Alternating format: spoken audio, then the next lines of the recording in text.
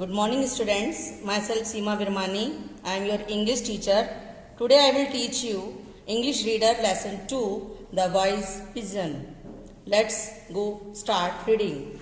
There lived a pigeon in a mango tree. The pigeon's family consisted of his wife and two beautiful children.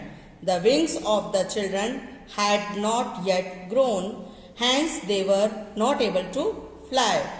Every morning, the pigeon and his wife used to set out in search of food. They used to return before the fall of night. The children were happy to see their parents back home.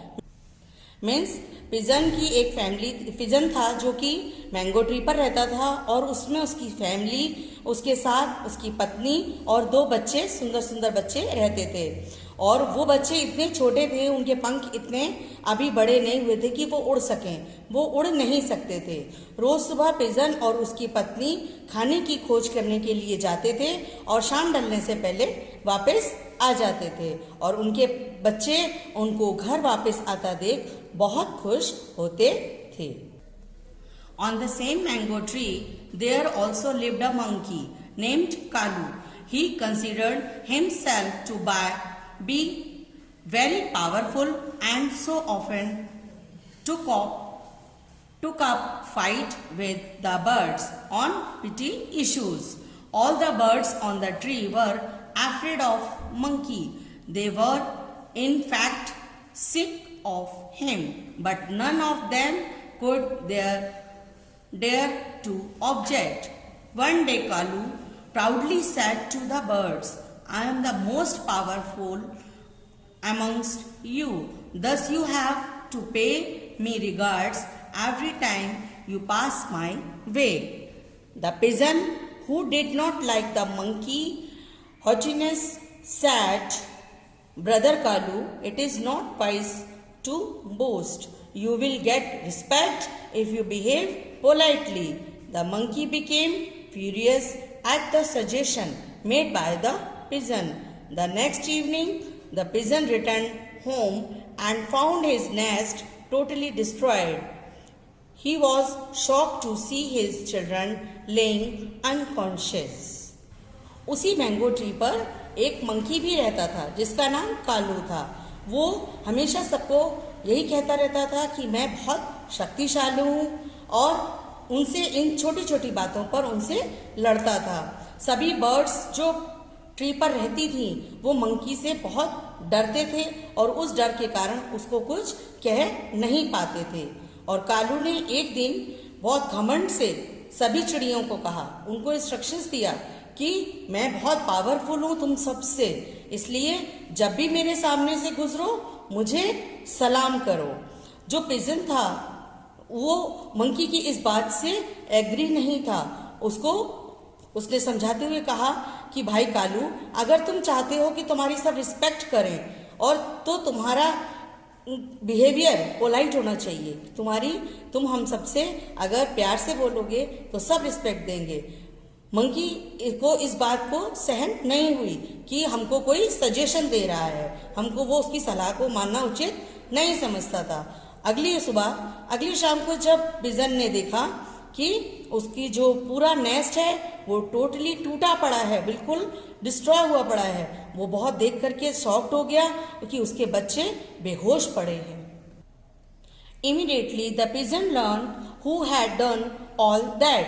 He quietly started building his nest all over again. By dawn, the pigeon, leaving his children under the care of his wife, left home for food.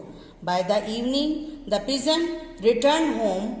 He came to know that the monkey had been laying on the branch of mango tree and was moaning in pain the whole day. None of the birds from the mango tree went to him to inquire about his health. The pigeon wife said, It is really good. This wicked monkey deserves such a punishment. Today he will realize what happens if we trouble others. The pigeon said, You should not talk like this. The monkey is bad, but now he is in trouble and we should help him. अचानक से pigeon को ये बात पता लग गई थी कि ये घर किसने तोड़ा है और किसने ये सब कुछ किया है, लेकिन उसने उसको कुछ ना कहते हुए घर को दोबारा से बनाना शुरू कर दिया। और उसने देखा कि जो हमारा घर है वो टूटा पड़ा है, उसने दोबारा से उस घर को बनाया और उस अपने बच्चों को अपनी पत्नी की देख रेख में छोड़कर खाने की खोज के लिए जाने लगा। शाम को जब पिजन घर लौट कर आया तो उसने देखा, उसको ये बात मालूम पड़ी कि जो मंकी है वो आज सुबह से जो है दर्द के मारे करा रहा है, ब्रेंच पर बैठा हुआ ट्री की, और वो करा रहा है। कोई भी चिड़िया, कोई भी उससे पूछने नहीं गया कि तुमको क्या हुआ है, तुमको क्या तकलीफ है। पिजन की पत्नी ने कहा कि ये सही है। क्यों? क्योंकि मंकी को ये सब डिजर्व करता है, उसको पनिशमेंट मिलनी चाहिए, क्योंकि आज उसको ये बात पता चलेगी कि हम जब किसी को दुख देते हैं, किसी को परेशान करते हैं तो वो कैसा लगता है। पिजन ने कहा नहीं, हमको ऐसा नहीं कहना चाहिए। मंकी इस समय हम बुरा जरूर है, लेकिन इस समय वो परेशानी है तो हमें उसकी हेल्प करनी चाहिए। The monkey was moved by the concern expressed by the pigeon, and he felt ashamed of his behavior. The monkey replied, I have torn in my leg and it's pain badly. The pigeon pulled out the thorn from his leg. The monkey felt instant relief once the thorn was removed and he went off the sleep. The next day, all the birds of the tree were pleasantly surprised to see the sudden change in the monkey's behavior. They saw the monkey meeting and chattering nicely with the birds. Pigeon जो है, the pigeon immediately went to the monkey, यानी कि वो monkey के पास तुरंत गया।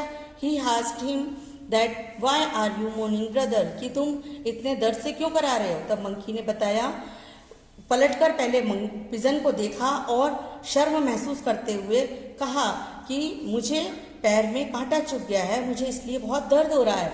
Pigeon ने कहा, मैं तुम्हारा कांटा निकाल देता हूँ, तुम्हें आराम मिलेगा। और पिजन ने उसका कांटा निकाल दिया और उसे बहुत आराम महसूस हुआ और वो सो गया।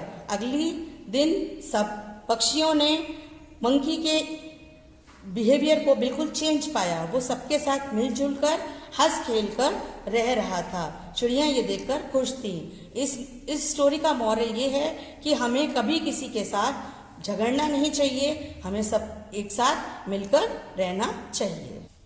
स्टूडेंट्स, आपको ग्लॉसरी जो बुक में दी गई है इसको पूरा लर्न करना है और इस लेसन से रिलेटेड जो भी वर्क आपको भेजा गया है वो उसको अपनी फेयर कॉपी में नोट डाउन करें और लर्न करें। Okay, thank you student, be safe.